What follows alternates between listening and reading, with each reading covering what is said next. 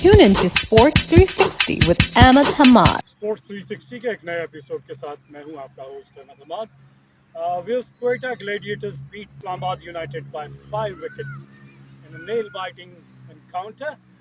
After being put into bat first by the Quetta Gladiators, Islamabad United scored 199 runs for the loss of 8 wickets. और start बहुत अच्छा था, मैं कहूँगा कि 58 for 1 in the first power play और उसके बाद से 100 स्कोर कर लिया इन 10 ओवर्स। यहाँ ये उम्मीद की जा रही थी कि आपके पास 9 विकटें हैं, आप रेस्ट ऑफ द 10 ओवर्स में 120 कर सकते हैं और आपका टोटल 220 के अराउंड हो सकता है। लेकिन 101 से लेके 109 तक 5 विकटें गिर गई 9 रन्स में। यहाँ एक सेटबैक हुआ इस्लामाबाद यूनाइटेड को। लेकिन उसका थोड़ा सा डिटेल बता दूं कि एलेक्स हेल्स बहुत अच्छा खेल रहे थे। Scored 62 of 38 balls with the help of 4 fours and 4 sixes. बेहतरीन इनिंग।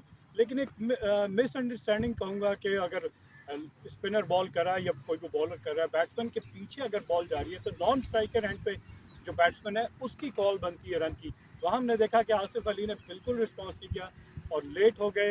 एलेक्स हेल भागते चले आए नॉन स्ट्राइकर एंड की तरफ से और इस तरह उनकी विकेट गिर गई और वो रन आउट हो गए। इसके बाद शादाब खान बैटिंग करने आए। शादाब खान की भी आज बड़ी इनिंग नहीं थी, 12 गेंदों पे 12 रन ही बनाए और फिर विकेटों गिरने का सिलसिला शुरू हुआ। जैसा मैंने कहा कि 9 रन पे 5 विकेटें गिर गई। यहाँ पे काउंटर अटैक किया फ़हीम अशरफ ने, जो कि ऑलराउंडर की हैसियत से क्रिकेट खेलते हैं और बहुत अरसे से उनसे एक बड़ी अच्छी इनिंग ड्यू थी और उन्होंने भरपूर इनिंग खेल कर दिखाई और भरपूर इनिंग खेल कर दिखाई और उन्होंने 55 रन बनाए 29 गेंदों पे, जिसमें 5 चौके और 4 छक्के थे और उनका स्ट्राइक रेट था 196। 15 ओवर्स में इनका स्कोर 134 था और 16.2 ओवर्स में दे स्कोर्ड 150 रन। तो लास्ट 6 ओवर्स में 65 रन स्कोर किए गए और इस तरह 200 रन का टारगेट इन्होंने सेट किया। एक पार्टनरशिप है 27 बॉल्स पे 50 रन की for the 7 wicket between Faheem Ashraf and Asif Ali. Asif Ali ने उसमें सिर्फ 6 रन बनाए। फ़हीम अशरफ बहुत अच्छा खेल रहे थे, उनके आर्क में बॉल आ रहा था ज़्यादातर फुल टॉस और लेग साइड पे जहां वो शॉट खेलना चाहते थे। यहाँ बॉलर्स की मैं गलती कहूँगा कि वो कंटेन नहीं कर पाए। इस तरह इन्होंने स्कोर को बाउंड्रीज भी लगाई और अपना टोटल ले गए 199 रन पे। क्वेटा ग्लैडिएटर्स की बात करूं तो सरफराज ने आउट ऑफ द बॉक्स सोचते हुए उन्होंने शाहिद खान अफरीदी, जो 18 साल का उनका कैरियर है, आज तक उन्होंने कभी भी पहला ओवर नहीं किया नए बॉल से, तो उनसे नया बॉल करवाया गया। क्योंकि इन दोनों टीमों के दरमियान जो पिछला मैच खेला गया था उसमें शाहिद खान अफरीदी ने 4 ओवर में 67 रन कंसीड किए थे और उसमें आजम खान ने उनको 4 या 6 छक्के भी लगाए थे, तो बहुत एक्सपेंसिव थे। लेकिन कल की उनकी बॉलिंग एनालिसिस अगर आप देखें तो 4 ओवर में 27 रन और 2 विकेटें। 11वां ओवर वो कर रहे थे अपनी टीम की तरफ से और 11वें ओवर में 3 विकेट्स गिरी, दो उन्होंने खिलाड़ियों को आउट किया और जबकि एक रन आउट हुआ और एक उन्होंने उसके अलावा भी एक रन आउट किया। तो शाहिद खान आफरीदी के 11वें ओवर में गेम थोड़ी चेंज हुई। बाद में फ़हीम अशरफ की वजह से दोबारा से अटैक हुआ और स्कोर को 199 तक लेकर गए। जवाब में मैं कहूँगा कि जब कोयटा ग्लैडिएटर्स ने अपना स्टार्ट किया तो उनका पावर प्ले स्टार्ट बहुत अच्छा था। जेसन रॉय और एहसन अली का जो पेयर है बहुत एग्रेसिव। जेसन रॉय और इन्होंने 4.4 ओवर्स में 50 रन अचीव कर लिए थे और इन 6 overs the first power play they scored 72 run. Difference क्या था 58 और 72? 58 इस्लामाबाद यूनाइटेड ने किए और कोयटा ग्लैडिएटर्स ने 72 रन किए, तो 14 रन का डिफरेंस यहाँ पे था। और उसके बाद से फिर इनकी भी इनिंग्स, क्योंकि जेम्स विंस बैटिंग कर रहे थे, थोड़ा रन रुके और रन रेट थोड़ा इंक्रीज होना शुरू हुआ, ऑलमोस्ट 12 रन पर ओवर चला गया। यहाँ पे 15 ओवर्स में इनके भी 139 थे, फिर 16.2 ओवर्स में दोनों टीमों का स्कोर इक्वल था विच इज़ 150। और लास्ट 4 ओवर्स में सरफराज ने उमर अकमल के साथ बेहतरीन बैटिंग की, जहां इस्लामाबाद यूनाइटेड ने 7वीं विकेट की पार्टनरशिप में 50 रन स्कोर किए ऑफ 27 बॉल्स। वहां कोयटा ग्लैडिएटर्स ने 5वीं विकेट की पार्टनरशिप में 50 रन स्कोर किए ऑफ 19 बॉल्स और उस 19 बॉल्स में से 8 बॉलें उमर अकमल ने खेली, जिनका ये कमबैक है इंटरनेशनल क्रिकेट में and he showed it with a bang, hitting 3 gigantic sixes और 287 का स्ट्राइक रेट।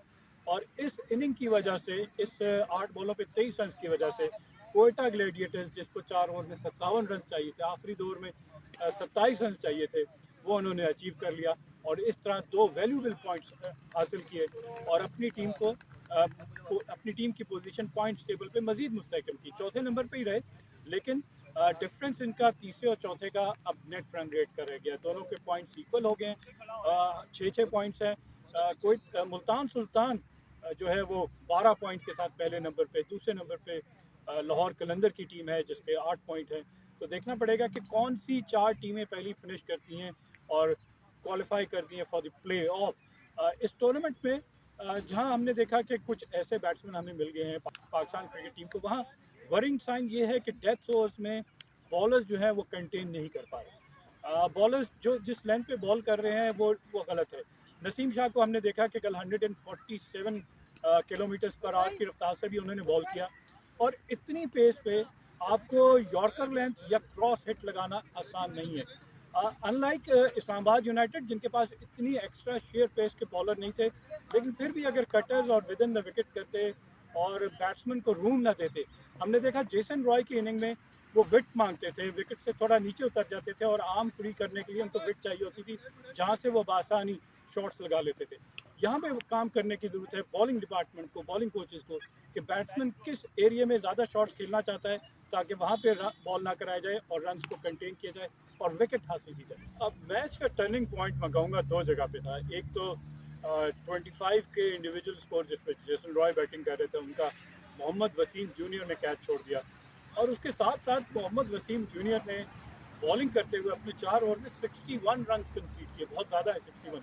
और दूसरा 40 प्लस रन दिए हसन अली ने, तो ये डेथ ओवर में रन बहुत ज़्यादा लीक कर दिए। यहाँ आप मैच हार जाते हैं अगर आप रन ईजीली दे रहे हैं और 14 से 15 रन का रिक्वायर्ड रन रेट है वो भी अगर आप कंसीड कर देते हैं तो फिर बॉलिंग की सलाहियत पे, बॉलिंग एबिलिटीज़ के ऊपर एक सवालिया निशान है कि क्या डेथ ओवर्स में इनसे बॉलिंग करवाई जाए या नहीं करवाई जाए। दूसरा ज़ीशान ज़मीर जिन्होंने अंडर 19 वर्ल्ड कप में पाकिस्तान को नुमाइंदगी की, उन्होंने सिर्फ 1 ओवर कराया, 1 ओवर में सिर्फ 7 रन थे, तो बहुत अच्छी बॉलिंग थी, शायद उनको भी ट्राई किया जा सकता है। लेकिन फिर वही बात है कि शादाब ने कहा पोस्ट मैच में कि मैं एक्सपीरियंस बॉलर्स के साथ जाना चाहता, अगर ये ना हो कि कल हम कहते हैं कि ईशान ज़मीर से बॉल करवा लिया और वो एक्सपेंसिव हो जाते, प्रेशर को उस तरह हैंडल ना कर पाते जितना कि एक्सपीरियंस प्लेयर कर पा सके।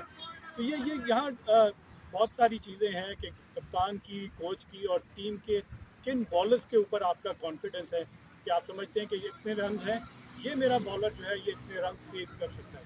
फील्डिंग बहुत क्रूशल है, हमने देखा है कि एक मिस फील्डिंग होकर चौका भी हो गया, फिर ये ड्रॉप कैच और साथ ही साथ रन आउट। इस्लामाबाद यूनाइटेड की इनिंग में 2 रन आउट, एलेक्स हेल्स जितना अच्छा खेल रहे थे उनकी विकेट गिर जाना, फिर आजम खान जिन्होंने पिछले मैच में इस टीम के अगेंस्ट एक अच्छी इनिंग खेली थी, वो भी क्योंकि ओवरवेट हैं, ओवरवेट होने की वजह से आपकी रनिंग बिटवीन द विकेट बहुत सफ़र करती है। आपने कॉल मेरे ख्याल से शादाब खान की कॉल थी और मिस कैलकुलेशन दोनों के एंड पे थी कि शादाब भी 4-5 कदम आगे आए थे और आज़म खान ज़्यादा आगे चले गए थे, वहाँ से उनका वापस मुड़ना और इतना जल्दी वापस क्रीज में आना वो मुश्किल नज़र आया, उसकी वजह से वो रन आउट हो गए। यहाँ पे आपको तारीफ़ करनी पड़ेगी वेटरन शाहिद खान आफरीदी की कि इतनी एज होने के बाद, 18 साल कैरियर के बाद अभी भी वो सर्कल के अंदर फील्ड कर रहे हैं और वहाँ से उन्होंने डायरेक्ट हिट की और रन आउट कर दिया। 18 मैचेस हो चुके हैं और आज जो 2 मैचेस खेले जाएंगे उसके बाद पता चलेगा कि पहली 4 टीमें कहाँ स्टैंड करती हैं। आज का दूसरा match Quetta gladiators versus Lahore Qalandar है। अभी तक हमने देखा कि जेसन रॉय बहुत फ्रीली खेलते हैं, क्या लाहौर कलंदर का बॉलिंग अटैक जिसमें शाहीन शाह अफरीदी और हारिस रऊफ है वो जेसन रॉय को इतना फ्रीली खेलने देंगे? तो आज कितनी कैलकुलेशन, कितना होमवर्क, कितनी स्ट्रेटजी डिज़ाइन करके आए हैं कि उनसे रन्स भी नहीं करने देने और उनकी विकेट भी हासिल करनी है। अदरवाइज़ वो अगर इसी तरह फ्रीली खेलते रहे तो वो बड़ा टोटल करने में कामयाब हो जाएंगे। Anyways, on this note we come to the end of our show. Till the next programme, it's goodbye from Sports 360. Keep on watching Sports 360 with Ahmed Hamad for latest news, views, and interviews of sports personalities from around the world.